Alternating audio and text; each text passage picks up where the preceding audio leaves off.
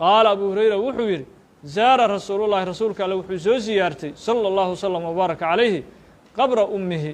hooyadii qabrigeedii ayuu soo siyaartay rasuulku sala allahu wasalam wabaaraka calayhi fabakaa wa abkaa man xowlahu waa ooyey rasuulku sala allahu wasalam wabaaraka calayhi wa abkaa man duulna waa ka ooyisiiyey duulkaasoo xowlahu xowla rasuuliillah rasuulka ilaahi sala allahu alay wasalam saxaabadii la socotana dee haddii nabigu uu ooyey sala allahu wasalam wabaaraka calayhi iyagina way ooyeen saxaabatu rasuuli llaahi sala allahu wasalam wabaaraka calayh wa qaala rasuulkuna sala allahu alayh wasalam wuxuu yidhi ista'dantu rabbii rabbigayaan idan weydiistay caza wajalla fii an astakfira laha inaan u dembi dhaaf dalbo hooyaday falam yu'dan lii la ima ogolaanoo la ima idmin ayuu rasuulku sala allahu wasalam wabaaraka calayh wasta'dantu waxaan rabbigay ka idan weydiistay fii an azuura qabrahaa hooyaday qabrigeed inaan soo siyaarto faadina lii ilaahayna waa ii idmo waa ii ogolaaday hooyaday qabrigeedii inaan soo siyaarto fazuuruu lqubuura fainahaa tudakirukum almowta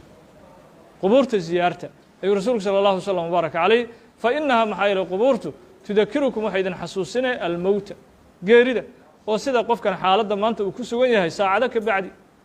ama berriba xaaladdan oo kale inaad noqon doonto ayaad ku xasuusan ayaa lagala jeedaa xadiiskaas nabigana sala allahu wasalam wabaaraka calayhi wuxuu caddayn inuu soo siyaartay qabriga hooyadii inuu nabigu soo siyaartay sala allahu wasalam wabaaraka calayh imaamu nasaa-ina wuxuu tarjamo uga dhigay iyo cinwaan uu uga dhigay ziyaaratu qabri almushrik uu yidhi sheekhu oo sheekhu marka isagu wuxuu qabaa oo isagu uu doortay nabigeena sala allahu wasalam wabaaraka calayhi hooyadiis inaysan badbaadaynin dadka naajiyiinta inaysan ka mid ahayn saasuu asagu ula jeedaa saasuuna doortay imaamu nasaa-i wahada min ikhtiyaaraati alimaam النasaaئي raximah الlahu taعaalى laakiin laguma waafaqin sheekha culimo badan ayaa masaladan ku waafaqday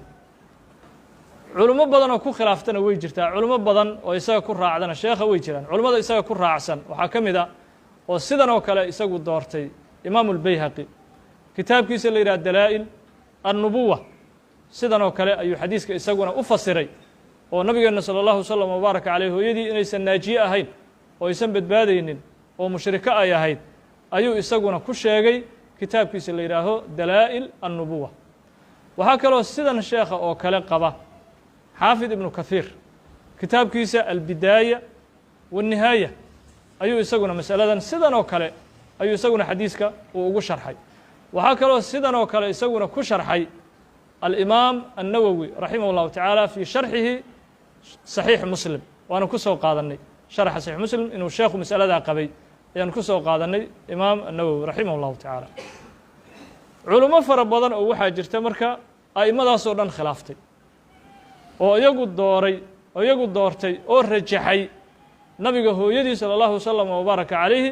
inay naajiya min ahli اljanna ay tahay wahada maa nactaqiduhu wanadiinu bihi اllah kana waa midka annagu aan caqiidaynayno on aaminayno ilaahayna aan uga diin dhiganayno wahada maa nactaqiduhu wanadiinu bihi اllah waana midka annagu aan caqiidaynayno ilaahayna aan uga diin dhiganayno waa sidaas wey culimmada khilaaftay imaamu النasaaئي raximah اllahu taعaalى waxaa ka mid a xaafid الsuyuudi raximah اllahu taعaalى faqad alafa fi hadihi اlmasأala 6 rasaa'il 6 kitaabuu ka qoray xaafid الsuyuudi nabigeena hooyadii salى اllahu wasalam wabaaraka calayhi naajiya wa min ahli اljanna inay tahay 6 kitaab ama 6 risaalo ayuu ka qoray waxaa kaloo ka mid a sheekhan masalada waxaa ku khilaafay fakhrudiin الraazi ayaa isaguna wuxuu sheegay nabigeena salى اllahu wasalam wabaaraka calayh hooyadii inay tahay naajiya wa min ahli اljanna waxaa kaloo ka mid a abubakr ibn اlcarabi almaliki ayaa isagana ka mid a waxaa kaloo ka mid a alimaam alqurdubi fi kitaabihi atadkira kitaabkiisa tadkirada ah ayuu isaguna uu ku sheegay nabigeena salى اllahu wasalam wabaaraka calayh hooyadii inay tahay naajiya wa min ahli اljanna waxaa kaloo ka mid a sharafudiin almanaawi sheekha la yidhaaho sharafudiin almanaawi sida xaafid الsuyuudi raximah اllahu taعala kitaabkiisan alxaawi lilfataawa oo isaguna uu ku soo guuriyey waxaa kaloo ka mid a alxaafid ibn xajar alcasqalaani fi kitaabihi alisaaba kitaabkiisa la yidhaha alisaaba ayuu isaguna madhabkaas uu ku rajaxay wa hada maa nactaqiduhu wanadiinu bihi اllah waana midkaan caqiidaysanahay maxay marka uga jawaabeen a'immadaas sidaas dooratay xadiiskan hadda nasaa'i oo muslimkuna wuu wariyey nasaa'i keligiis maaha xadiiska imaam muslimna saxiixiisa ayuu ku wariyey waxay uga jawaabeen xadiiskan xaashiyada sindiga khulaasadeedii isagaa kuu soo khulaaseeyey wuxuu leeyahay sindi qowluhu fabakaa wa abkaa ilaa aakhirihi kaannahu akhada waaba isagoo sheekhu nasaa'i ka qaatay maa dakara fi tarjama tarjamada wixii uu ku sheegay oo min almanci can اlistikfaar ah wuxuu ka fahmay nabiga maadaama istikfaartii loo diiday istikfaartii nabiga salى الlahu عalيه wasalam hooyadii inuu istikfaar u dalbo maadaama loo diiday halkaasuu tarjamada sheekhu ka qaatay oo min mujaradi annahu ظaahiru calىa muqtadaa wujuudiha fii waqti اljaahiliyati ama wuxuu ka qaatay xilligii jaahiliyada maadaama ay noolayd nabigeena salى الlahu عalيه wasalam hooyadii laa min qowlihi hadalkiisa kama uusan qaadan bakaa wa abkaa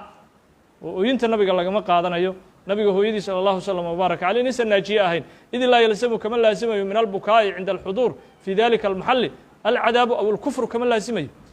in la ooyo qofkaas inay gaalo tahay ama cadaab ay ku jirto ma ka laasimayo bal yumkin waxaa suurtogala taxaququhu taxaququ اlbukaa'i maca الnajaati wاlإslaami aydan qofkan qabriga ku jira isagoo muslima oo badbaaday oo ahluljanna in lagu dul ooyo ayadana suurtogalow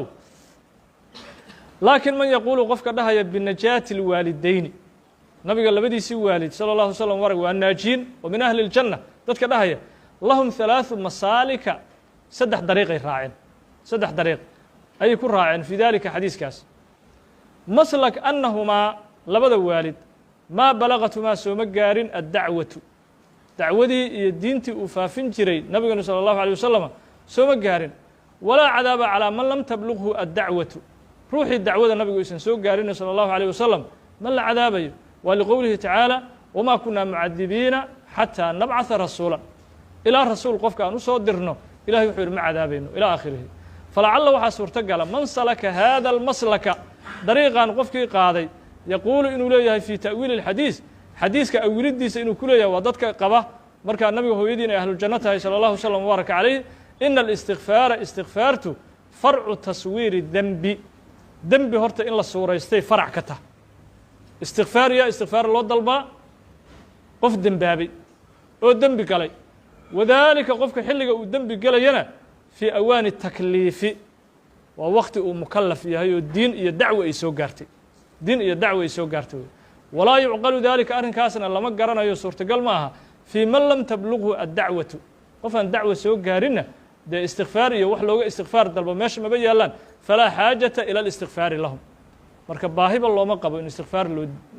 loo dalbo maadaama dembiba aan la suuraysan karin istikfaar waxaa ka horeeya qofku inuu dembaabo dee dacwana sooma gaarin iyo diintuba sooma gaarin cahdigii nabigeena hooyadii salى الlahu عalيه wasalam iyo labada waalidba ay noolaan jireen ilى اlistikfaari lahum fayumkinu marka waxaa suurtogala annahu maa shurica اlistikfaaru istikfaar inaan ba loo jidayn ila liahli dacwa istikfaar inaan ba loo jidaynba dadkii dacwada iyo diintu ay soo gaartay mooye laa ligayrihim gayrkood maya looma jidaynin wain kaanuu haba ahaadaan naajiyiina kuwa badbaadaya haba noqdaan wa amaa man yaquulu qofka dhahaya biannahumaa labada waalidoo nabiga salى الlahu عalيه wasalam uxiyaa lahu nabigaa loo soo nooleeyey salى الlahu عalيه wasalam faaamanaa bihi nabigana waa rumeeyeen fayaxmil wuxuu ku xambaaray hada alxadiis calىa annahu xadiiskani kaana wuxuu ahaa qabla اlإxyaa intaan nabiga loo soo nooleyn labada waalid ayuu ahaa wa amaa man yaquulu qofka dhahaya biannahu nabigu salى الlahu عalيه wasalam biannahu ilaahi tacaala ku rahaye yuwafiquhumaa labada waalid ilahay wuxuu waafajin doonaa lilkhayri cinda alimtixaani yowma alqiyaama fahuwa yaquulu isagu wuxuu leeyahay bimanci اlistikfaari lahumaa qaطcan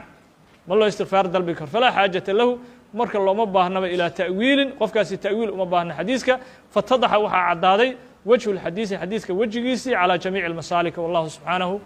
aclam saasuu marka sheekha sindi uu usoo khulaaseeyey oo yacni istikfaartaas oo nabiga loo diiday salى الlahu وsلم وbaaraka calayhi waxay uga jawaabayaan culummada qabta nabiga labadiisa waalid salى الlahu عalيه wasalam inay naajiyin yihiin wa min ahli اljannana ay ka mid yihiin istikfaar wuxuu farac ka yahay dembi inuu suurtogalo de dembina meeshan suurtagal kama ahanoo dacwaba sooma gaarin nabigana salى الlahu وsلم وbaaraka calayh labadiisii waalid dacwaba sooma gaarin saasay uga jawaabeen istikfaarta